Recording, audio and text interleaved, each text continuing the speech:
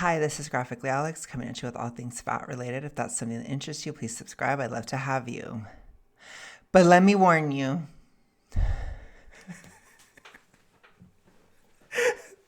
The hood is on. The jacket is out. I'm Britishy Georgie because I'm tired. I'm tired. And I'm having trouble focusing. All right. I'm so exhausted. And I want to go ahead and say, I'm just kidding. My mom is fine. I need to stop. Okay. I need to stop. I've got to stop. This is a comb. I need something, but okay. My mom is fine. She's out of surgery. She's upstairs. She's laying down. She's totally good. However, let me just say I'm feeling poorly. Feeling poorly today, as always, because it's heading towards winter. I was outside today and I was like, oh my God, the spirit of Charlie like surged within me. And I was like, I could be in England right now. It's fucking cold. This isn't England cold. This isn't Southern Belle cold. This isn't Southern California cold. This is something different today. Stepped outside, no jacket on, and I was like, so here we are. No, I'm just very, very hypo. And as I told you guys, for whatever reason, my hypothyroidism at this time, I guess in Obrat City in this stage, it makes me feel like I'm drunk. So I promise you I'm not drunk. I'm not. I promise you that I'm trying my best to focus, but I had no reason not to film today. And I was like, well, we've got the jacket. I'm going to let you know that something's going on here. And I'm struggling, definitely. I will say I am glad that my brat autumn does technically include December because I feel super brat in December. Like I feel like it reached a whole other level. But yeah, point is, focusing may be a problem. I need to go to the gym tomorrow. I haven't gone in a week. I haven't gone since before Thanksgiving. And I think the low dopamine is causing issues. But yeah. Let's go ahead and move along. Let's move along. Predominantly thin. Whoa, that sounds weird to me. Hold on a second. I put these in wrong. I'm telling you, I'm a mess.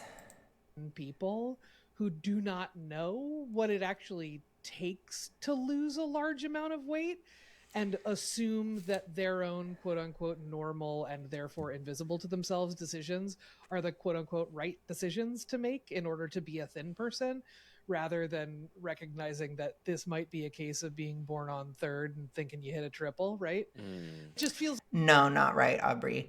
What I will say is Aubrey would be so proud of me today because I didn't stick to my deficit today.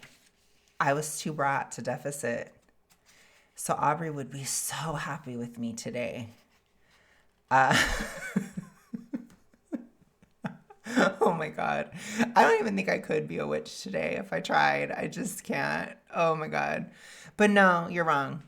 Feels like Oprah is a really interesting and distilled example of like all of that. Right, exactly, because the kind of confluence of like the personal and social impulse to like distance yourself from fat people, and then the professional impulse to like how much can I profit off of this machine. It's just kind of a nasty concoction. Totally. And again, that doesn't take anything away from... By the way, they're talking about Oprah. They're talking about how Oprah was a part of Weight Watchers and how she had to distance herself from fat people in order to, like, I don't know, whatever mythological thing Aubrey believes in. It was just in the last episode. But there's some reasons. She thinks that Oprah has to do some kind of ritual. There's some kind of like bashing the fatties ritual to be accepted by the thins. I mean, I think that's basically what she was saying. I think it's ridiculous. I think it's so not real, but whatever, Aubrey. Okay, but that's where we're at. From Oprah's personal experience, that doesn't, mitigate like the many, many, many things that have been said about her that should not have been said or done about her. And boy, oh boy, what a tangled web she weaves. What a tangled web she weaves all the way to the bank. All the way to the bank. Correct. All the way to the bank. I mean, she is, a billionaire, which I don't know. I feel like I talk about billionaires enough on this podcast, and I complain about them enough in the same way every time I talk about them, that I feel like I just need like a billionaire siren or like a billionaire like sound effect, like wee woo, we're talking about billionaires now. I think it should just be a recording of you going wee woo, wee woo. Just saying those words. That's wee delightful. Woo, wee woo. Billionaire alert. Billionaire alert. We should say Oprah, whatever, people know this. Oprah's body has fluctuated over the decades, as literally anyone with a body who lives for decades, that happens. She has had some pretty stunning moments, including the red wagon. Would you like to describe the wagon? I'm 25. I did not know about the red wagon of fat until I heard you talk about it, actually. Yeah, so in the 80s, Oprah went through very, very, very public weight loss, which she has since discussed as, I think, being pretty profoundly unhealthy for her, mostly achieved through what's called a VLCD, a very low-calorie diet, which usually means under 600 calories a day is usually about the threshold that folks are talking about. Yeah, it's been described as a starvation diet, basically. Yeah, it's a third of what a toddler needs. Yeah. Just let that. Yeah, I don't support that at all, for the record. I'm sorry if I look bored. I am. I'm not going to be able to hold it together in that sense. So they are boring to me right now. But I don't agree with that. That sink in. Just let that one sink in. A third of what a toddler needs. But because the pressure was so relentless for her to lose weight, she sort of went to whatever lengths she needed to go to lose that weight. And that for her meant this sort of quote unquote starvation diet. She was also a person who was on TV. And as any stand-up will tell you, you don't get to go on stage looking different without saying something about how you look different now.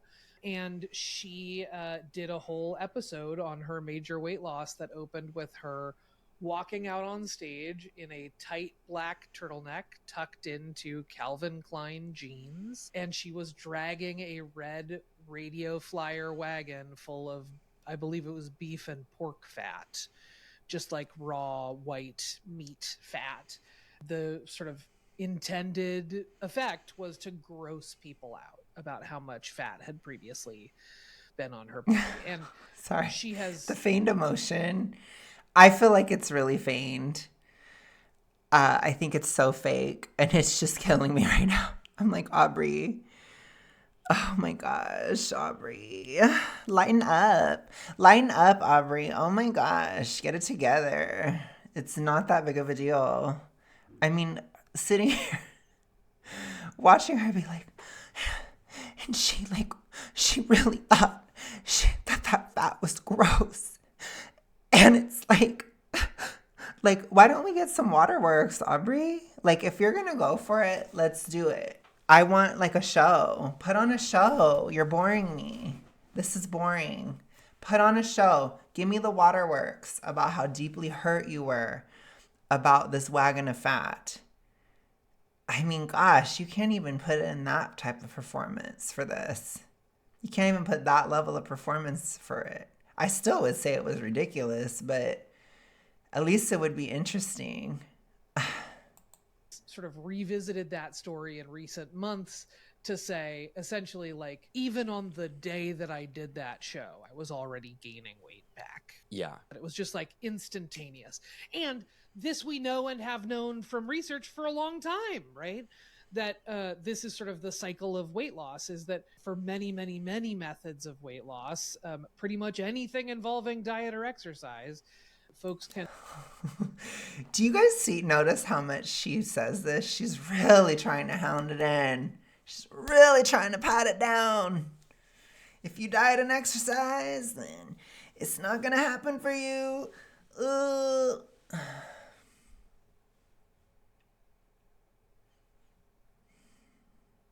Aubrey, I'm gonna be fine. We all float down here. No, I'm just kidding. No, it's going to be fine. We all lose weight down here. Period. Oh my God. It's gonna be fine, Aubrey. Don't you worry. I'm having a struggle. I'm having a struggle session. I'm on the struggle bus right now. But it will pass probably by January or February at the latest. It's very predictable. Very, very, very predictable. Let's see.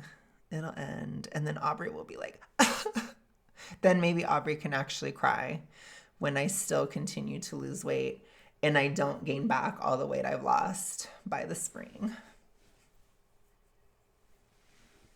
Poor baby. It'll pass. Remember, you guys, if you guys are SMO, remember that seasonal things do affect you greatly. And even if you're not, like I have some friends who are hypo, especially people who are hypothyroid, they struggle in the winter to lose. You tend to bloat easier. And sometimes, like, when you're not that big, like, that bloat can be enough to literally cancel out any weight loss. So, because you're usually running on very thin margins, pun intended. In my case, I started bloating anyways. I had like a massive water drop off in October and November, which made me look like I lost a shit ton of weight all of a sudden. And then as soon as it got cold, the water started coming back on. But it's like, today I am eating more. But I need to. I'm hypo as fuck, you guys. Oh, it's bad. Woo! It is bad. It's tough. I have hypo hunger. Hypoger.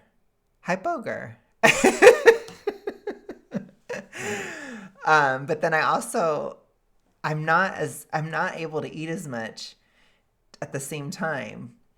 So I have like this constant tension between like two parts of me where it's like I don't have as much of an appetite, and when I do eat a lot, I feel disgusted with food, and so I don't want to eat as much.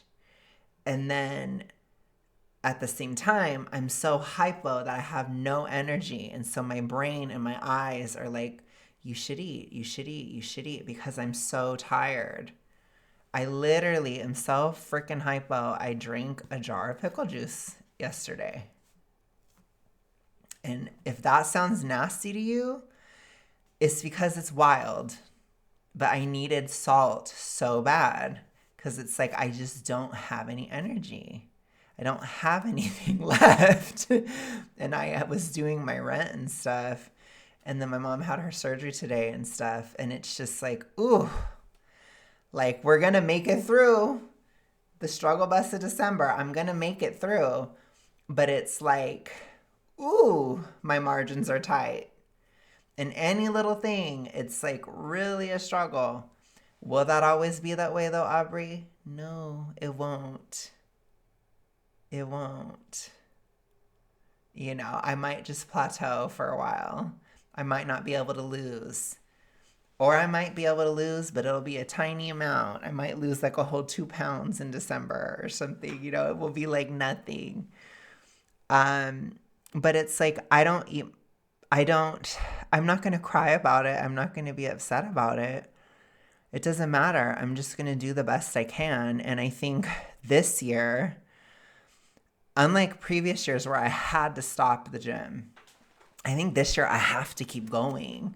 Because when I go too long without going, I turn really brat and like I can't focus. Like my brain needs the dopamine to function.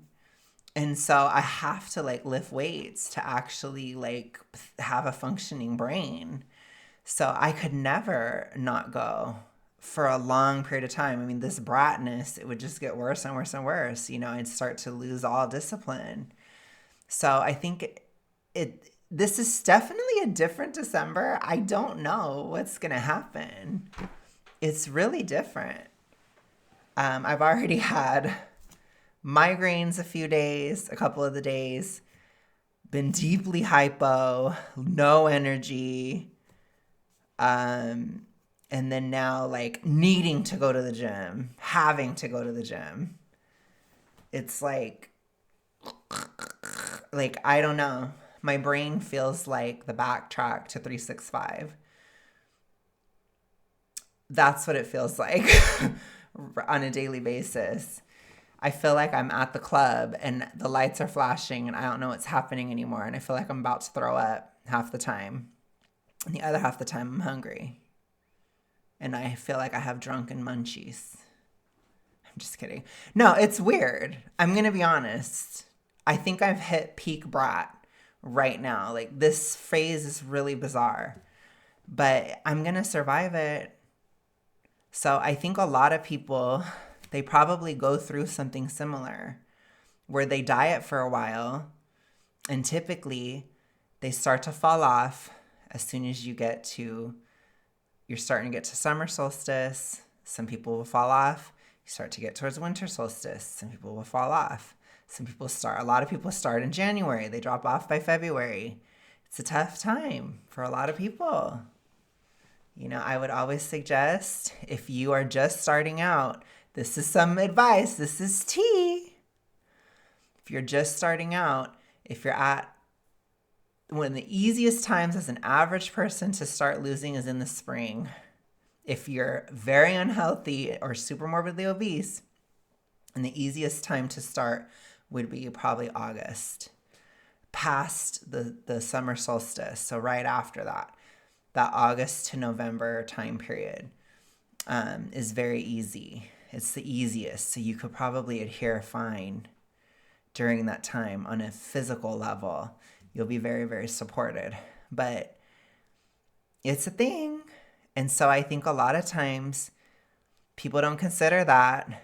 They feel hungry. They feel tired like I do right now.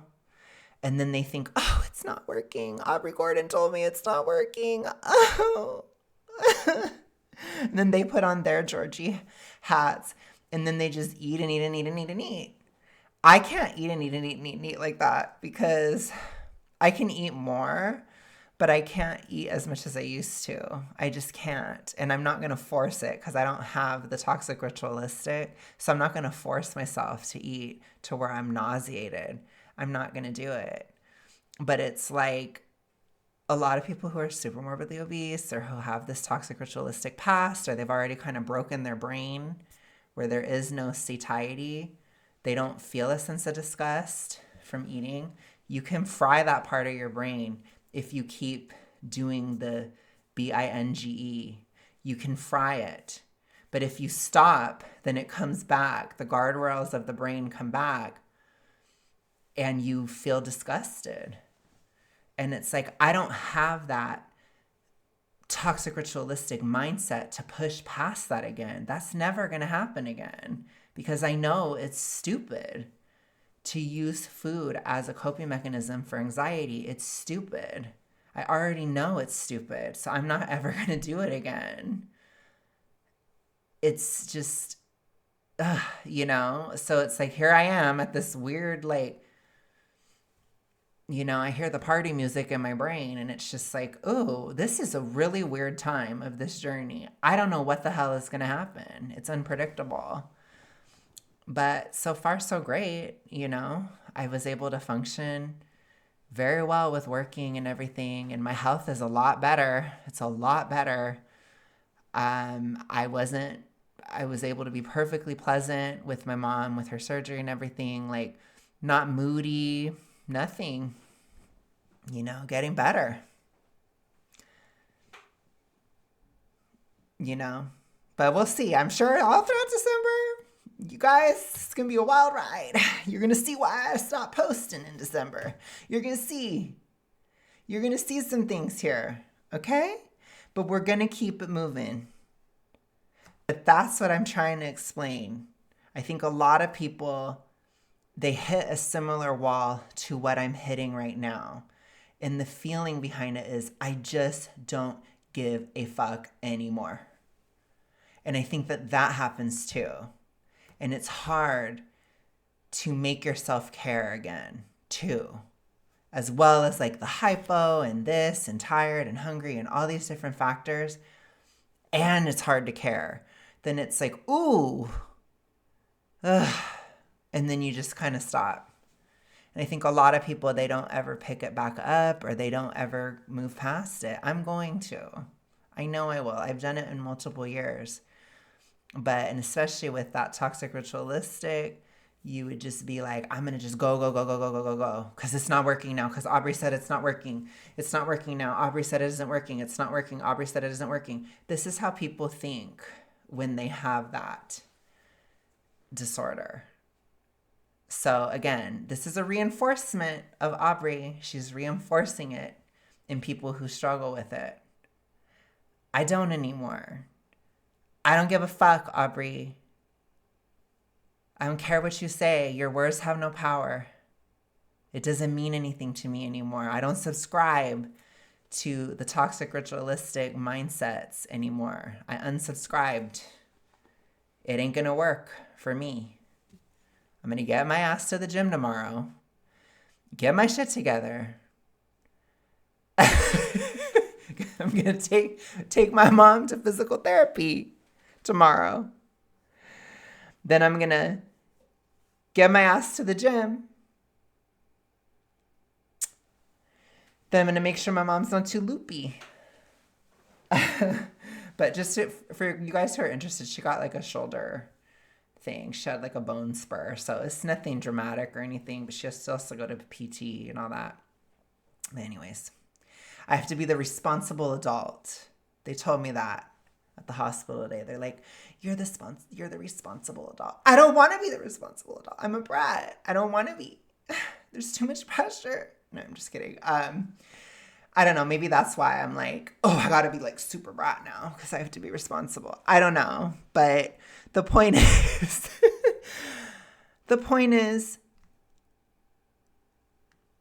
fuck what you say, Aubrey. Okay, let's continue. And lose weight in the short term. They lose less weight in the midterm, and then they usually gain that weight back and often more in the long term. So okay. And what would be the long term, Aubrey? Because I started losing weight August 2022. I'm down 130 pounds since August of 2022. So that's over 2 years, getting towards almost 2.5 years. Is that long term? Is it long term? Would that be long enough term for you, Aubrey? She'd probably be, it has to be 5 years. Okay. Well, we're halfway there, Aubrey. Because I'm still waiting. I'm waiting to get back to almost 400. I seem to be going the other way, even with plateaus. Even plateauing towards June this year. Even plateauing now. Oh, gosh, it just seems to keep going somehow. Maybe you're wrong. And what a beautiful thing that you are. Was going through like a very predictable cycle that has been observed and documented many times. But yeah, the wagon of fat, listen, for me as a fat kid and as someone whose parents watched Oprah, would have Oprah on at home and all of that sort of stuff, it was a figure that really loomed large. And I think it was less about the wagon and more about seeing the people in your life respond to the wagon with such overt and sort of proud disgust. So she identified with a pile of animal fat in a wagon, and she's not seeing, as a grown-ass woman, that is not she's not seeing that that's pathological. You know what I see when I see a wagon full of fat?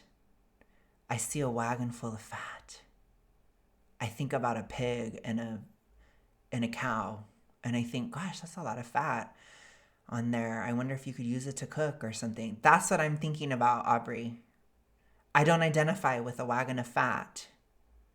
That's wild. Truly. And you need to kind of shake yourself out of that. If you're really feeling that way, like, wake up.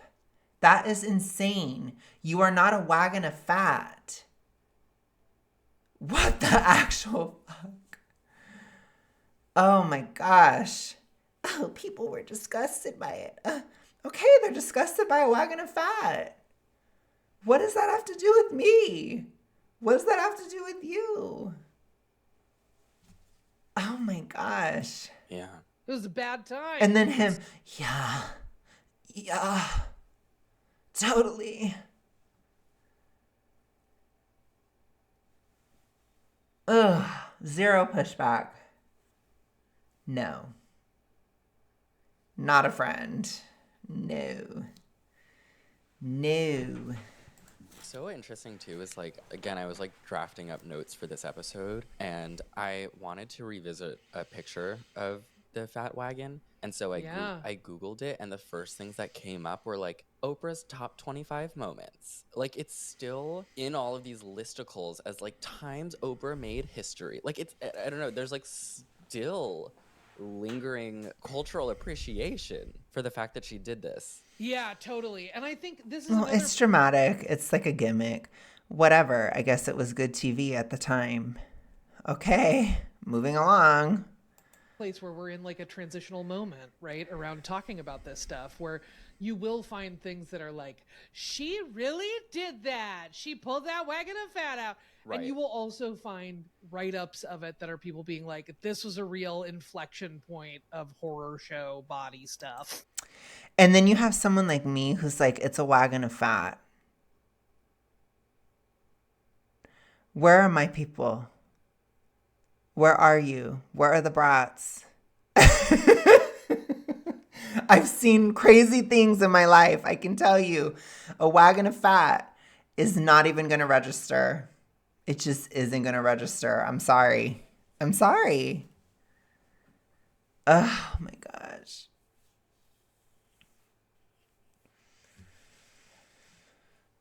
I used to love to see it. Like, I went to the Science Center, the California Science Center, so many times when I was growing up. I don't know what is with this jacket.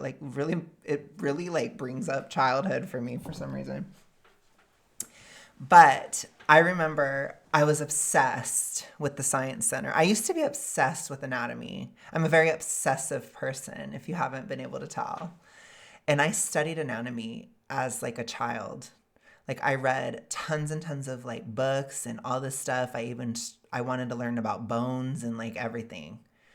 Like, I was just fascinated with the human body and fascinated with like the Science Center, and they had like all the different systems, like circulatory system, nervous system, all these different things. And so I have all these memories of going to the Science Center and going through all the different like body stuff. And I just loved it. I loved it so much. I was obsessed. And one of the exhibits they had it showed body fat. And it showed like how much body fat is in like 1 pound versus 5 versus 20. And then it would show like fat versus muscle. It was so fascinating. So when I think of like just a disembodied fat like that, I think about like, oh wow, like that 20-pound one, it was so much. And I'd be like, wow, and it's fascinating to me how the body can do that and then also lose it. It's so interesting. And that's how I view it today, is like how fascinating the human body is, that it can gain that weight and then lose it. It's so interesting. Such a fascinating mechanism. And I think about that sometimes as I've lost the weight, and I think about the numbers that I've lost and these kinds of things. I think about that exhibit to this day. I should go again because I'm going back to Cali. Maybe I can force my friends to go. Oh my God, there was this other part of it where they had like cockroaches in there. I don't know what's wrong with me, but they had this display of like these big ass cockroaches, and they had like trash in there and stuff. And that is like burned into my brain. And I wonder if that's still there. I might try to go. I'm going back to Cali. I'm going to try to go to the Science Center. I'm going to try to go. I'm going to try. Shout out California Science Center. I loved it. I did. I want to go again. for many, many people. And Oprah is expected to hold space for all of those things just because it's her body that's being talked about, which I'm like, oh, team. Oh, team. Right. I mean, it's what I was saying at the top of the episode about celebrities becoming fictional, like book characters onto whom we can project all of our messy feelings about this stuff. Like, I don't think there's anyone who has had more projected onto her than Oprah. I think with this celebrity discourse stuff, part of the projection that is happening is that we are seeing ourselves in these sort of the discourse around celebrities' bodies as well. So people get involved in this as if with the sort of like emotional but intensity. can we acknowledge, Aubrey, can we acknowledge that that's a choice, though? Can we acknowledge that that's a choice you're making? You're choosing to identify. You're choosing to project yourself into it. Because I don't. I don't have to. I don't care to. We don't need to. I don't think it's necessary. It's a choice. You're choosing to do that. If people talk about Lana Del Rey's weight loss, I don't have to think about my own. You don't. Certainly not from a body image perspective. I really don't.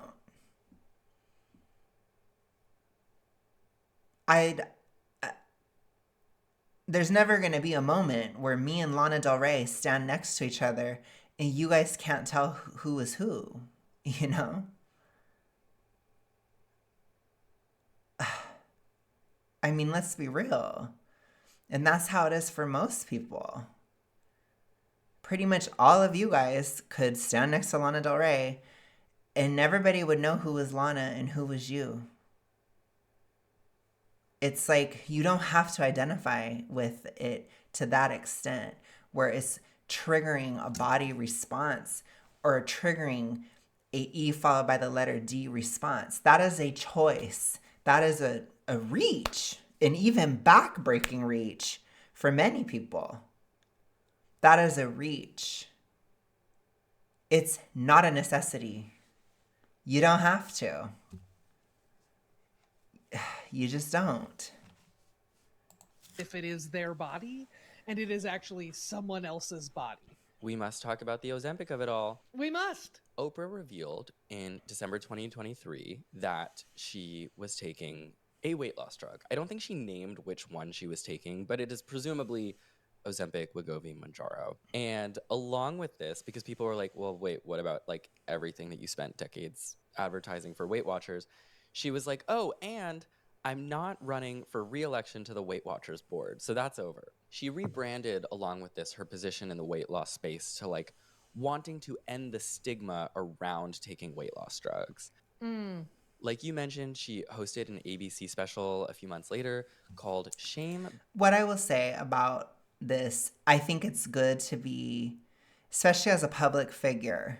So this is not like just general advice for people. But as a public figure or a celebrity or whatever, I do appreciate transparency. I do. Especially if you're talking about weight, if this has been something like this has been something that Oprah has talked about a lot, I think it's good that she's transparent about it. Whether or not she promotes it, that's another discussion. I may or may not agree.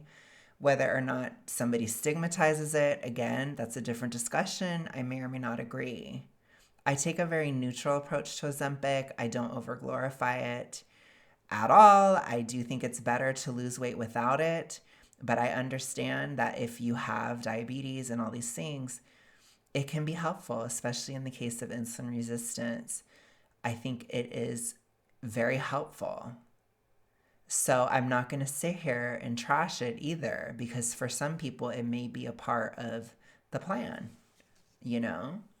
What I resent is if people say is necessary, that everybody has to be on it, that anybody who loses weight is on it, and they push it onto everything and everyone all the time. That's not appropriate. That's what pisses me off. That's what gets me mad. And that is also kind of freaky, because the claims they make about it, they act like it's a miracle. It's not a miracle. And No. Just no. Like, I'm never going to take it. Unless if I had, like, severe diabetes, I would never take it. I would consider it in that case, though, if I did. But otherwise, I'm not going to, period. So if I was, I would tell you guys I was, though, because I talk about this issue and I'm doing so publicly. I am not. Let the record state, I am not on Ozempic. I have zero plans to be on it. And I probably never will be. Okay? Blame and the weight loss revolution, where she said notably in the intro, for 25 years, making fun of my weight was a national sport. And so she really talked candidly at points about kind of like retrospective reflection she has, having been the center of the national weight loss conversation for decades. The special's main theme was kind of just like, it's okay to take Ozempic. And, you know, we need to shed the shame and the stigma and all this stuff around weight loss drugs, which I think we've talked a little bit about that, like, is true. She really interestingly, she had 2 doctors on the special to talk about Ozempic. Neither of them were in the least bit. I think it's pointless to shame people over it, though. If it's a decision that someone made, I just hope that they're educated about it and all those types of things. I hope that they take it seriously. I hope it's a true need. But other than that, it's like, I think it is kind of ridiculous to shame, but it's also ridiculous to promote. It's ridiculous either way. That's how I see it. Again, I see it very, very neutrally. I see it so neutrally. But if you don't like Ozempic and somebody else is taking it, that's their thing. They're taking it. You don't have to support it. You don't have to say, oh, I think it's great that you're taking it. But you also don't have to shame somebody to try to get them to stop taking it. I feel like that's too much. I don't know. You know, what do you guys think? Let me know what you think. But by the same token, I think it's ridiculous to push somebody to take it or to really promote it as like some miracle or something. I think that's also ridiculous. So, like I said, let me know what you guys think about it. I'm pretty neutral. Critical of like, who is this for? How expensive is it? The side effects. Well, both of them acknowledged on the show that they're paid for. They are on the payroll as consultants of Novo Nordisk and possibly also Eli Lilly, who are the biggest manufacturers. Yes. Yes, they were both paid consultants for the drug companies who make Ozempic, and it's like, okay, Oprah, we're doing this. Totally. And like, listen, our sort of pharmaceutical industry in the US is broken in a lot of different ways, such that it's really not uncommon for researchers to be paid by big pharma companies. That's a thing I agree with her there. ought to change. We ought to change that. Ideally. So it doesn't necessarily... I agree with you, Aubrey. I do. The shocking moment when I agree with her. I do. mean that everything that they said was like false or suspect or whatever, but it was a truly wild moment to like have this sort of play out on screen and have Oprah ask the most perfunctory and sort of hollow version of a conflict of interest question, which is just like, hey, so you're on the payroll with these guys, what does that mean? And one of the doctors said something to the effect of, well, they're looking for our expert opinion on how to provide the highest quality care. And I was like, that is an answer devoid of substance. That doesn't mean anything. That means moving right nothing. along. I appreciate your word salad. Yeah. It was delicious, but did not satisfy. You know, most salads. She kind of ended this special. I'm going to read a quote that I pieced together. She said, "For people who feel happy and healthy and celebrating life in a bigger body and don't want the medications, I say, bless you. And for all people who believe diet and exercise is the best and only way to lose excess weight, bless you too if that works for you. And for the people who think that this could be the relief and support of freedom that you've been looking for your whole life, bless you, because there is a space for all points of view." I think the last one is weird. Let me hear the first one again. Sorry, I had a brat moment. I couldn't pay attention. 1 second. Oh, the first one is if you celebrate your life in a bigger body. Girl, bye. Bye, Oprah. Oh my God. Really? Oprah? She I want you said, guys to for hear that people who feel again. happy and healthy and celebrating life in a bigger body and don't want the medications, I say, bless you. And for all people who Stupid. believe diet and exercise is the best and only way to lose excess weight, bless you too if that works for you. And for the Good. people who think that this could be the relief and support of freedom that you've been looking for your whole life, bless you. No. Ugh. Yucky, Oprah. Gross. Weird. If she said something like, for people who have been looking for a different diabetic medication because other ones aren't working for you or maybe preventing you from losing weight, this one's actually supportive. For people who have other hormonal issues that are leading to problems, for people who are using this to help them get out of a rut within a weight loss journey, but still taking on the healthy habits that are necessary to get your health in order. Bless you. That's Alex's version. Oh my gosh. AV. Much better. And be like, okay, yes, you know.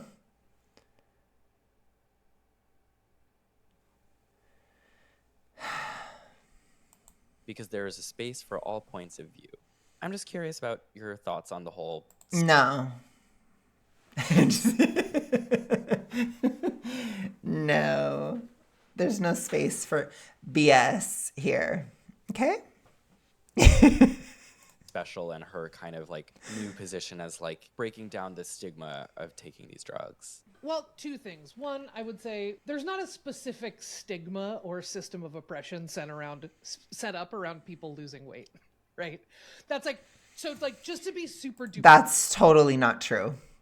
Again, you're a huge part of it, Aubrey. There's also toxic ritualistic behaviors and mindsets that other people who have it, they enforce it onto you. That is, quite frankly, a social thing, a social pressure. Okay? There's a huge community of people that have E followed by the letter D, and they all police each other. You guys know it. I know it. We've all had it happen to us, and I'm sure we've all done it to somebody. It's like Mean Girls. You can raise your hand, both sides. It's that whole thing of, have you ever had another girl talk crap about you? Have you ever talked crap about another girl? That's how it is. There is a huge social group that is enforcing this, and you're literally one of the spearheads, Aubrey. So don't even.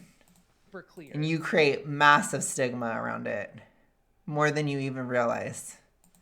When we're talking about the stigma that people face for taking Ozempic, I would argue it's not stigma per se. It's essentially runoff anti-fatness. It's because you are not the way that folks want to see fat people. Okay, I wasn't expecting that. Oh my God, somebody put that on a t-shirt, please. I'd wear it in a video. Runoff fatness. What the hell? Wow. Suffer in order to lose weight, right? And I think, you know, it's a nice thing to say, hey, there's space for everyone.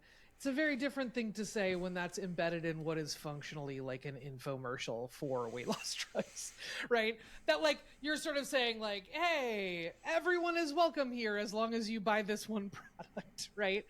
And like all of these different sort of opinions are welcome. I mean, I think one of the other things that really, really stood out to me about the special that I found really, really disheartening is that they sort of flip back and forth in this special between social and interpersonal quote unquote benefits of weight loss and medical quote unquote benefits of weight loss. So they talk to a teenager at one point and they're like, that's kind of toxic.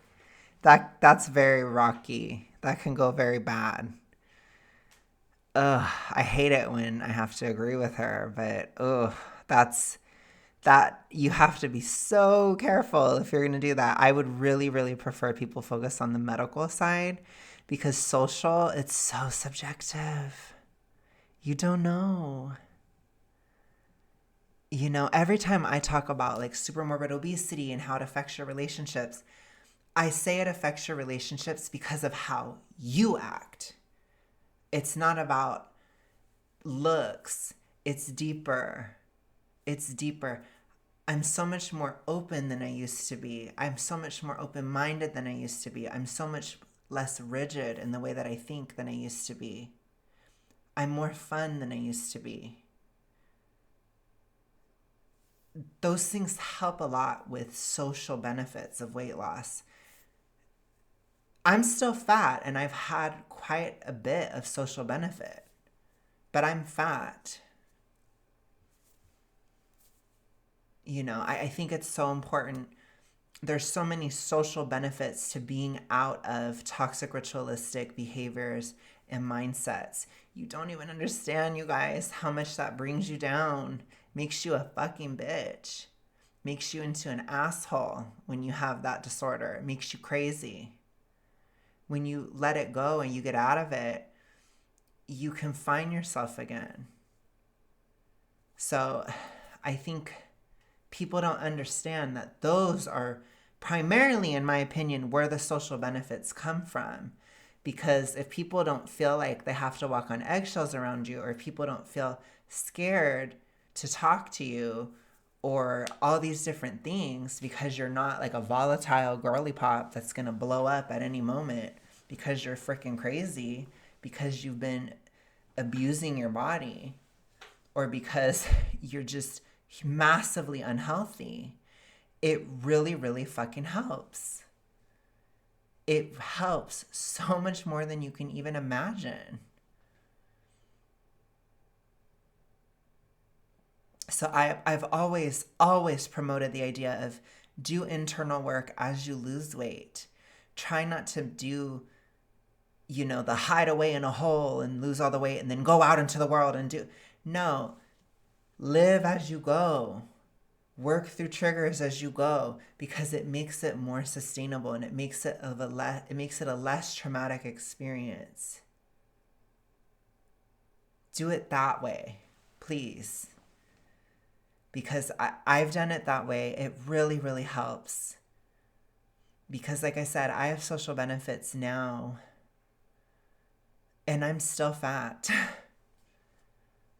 And I think it's just because I can be there for people, or I can put myself in another person's shoes so much easier. I can be more patient. I can be more flexible. I can do all these things that I couldn't do before. I can think outside of the box. More things are possible. It's like, okay, well, I can do 2 jobs for this period of time so I can save up and do that thing. I can do that. I couldn't before. So I had to say no to certain opportunities. You have to think about those aspects of it. What are you having to turn down because of your weight?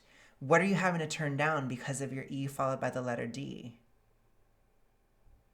If you really think about it, there's probably a lot. And so deal with, you know, if you have both of them, deal with both of them. Even if you just have one, even if you weren't fat, let's say you have B followed by the letter E followed by the letter D, but it's mild and you're not even that big, it's still fucking with your head. Get rid of it. Don't have it. It makes you insecure. It makes you nervous. It makes you doubt. It makes you scared. It makes you volatile. It makes you delusional. It makes you crazy. It makes you all these things, and you don't need that. Just take care of yourself, and you'll have a social benefit. I can tell you guys, there were many times when I lost weight and I didn't have any social benefit because I wasn't losing it properly. I was losing it in a psychotic way, and it made me crazy. And so I had a lot more social problems. But this time, no. So I don't think people think about that aspect enough. People do not consider that. Both things are bad. Super morbid obesity is bad. Toxic ritualistic mindsets and behaviors are bad. Get rid of them. They're going to hold you back socially. But any social benefit, it's very subjective. It depends on your personality. It depends on the people around you. It depends on so many different things. But I always talk about it from how you react to other people or how you talk to other people and the things that I've observed. So, anyways, okay. Like, her blood sugar's down and she went to prom. And you're like, so one of those is medical, guys. I think that, though, is so much of Ozempic discourse in general. I think so much of when people talk about Ozempic, it's their anti-fatness couched in like, but isn't this a medical miracle? It's like, how often do you see people truly thrilled about like medical breakthroughs? It's just, I find it hard to believe. A lot of times, like, what the fuck is he even saying? People aren't thrilled at all about a medical breakthrough. Are you serious, dude? Be for real. A lot of times people are excited about medical breakthroughs. I just can't even. That was really stupid. It's mostly just people that are actually affected by them. But damn, you know, like, could you guys imagine if they figured out like how to fix a severed spinal cord or something, and so then somebody who had a back injury and can't walk anymore, they're able to walk again? You don't think people would be excited about that kind of a medical breakthrough? I would be excited about it. I'd be happy for people, you know? It's like, I just don't even know. I hope it happens. You know, what if it was the same thing with Alzheimer's as well? You don't think people would be happy about that? If they figured out some kind of treatment or some kind of measure or something, if there was a medical breakthrough involving that, you don't think people would be excited about it? I would be excited about it. And like I said, I'm not affected by it. That is one of the dumbest things I've ever heard. That was very stupid. And he really thought he was smart. He thought he ate. Believe that people's excitement, especially thin people's excitement about Ozempic, is entirely because they're just like thrilled about the medical benefits of this drug. It just seems a lot more likely to me that they're like, this idea that we can end fatness now. Yes. I mean, like, listen, part of the reason that I have that full body clench that we were talking about earlier is that the discourse that I feel like I'm experiencing right now as a fat person is on another planet from the discourse that I feel like a lot. I want to get into this further in the next one. So we're going to stop it here because I want to be more on focus and I want to attack this later. But we've been going for a while, so I'm going to stop. I'm going to go back a bit for the next episode. But thank you guys so much for watching. I will see you guys again next week. Thank you guys so much for all the well wishes for my mom. Appreciate it so much, even though I'm tired. I'm just so tired. I've been partying all the time. But thank you so much, and I'll see you later. Have a good rest of your day, night, whatever. Peace.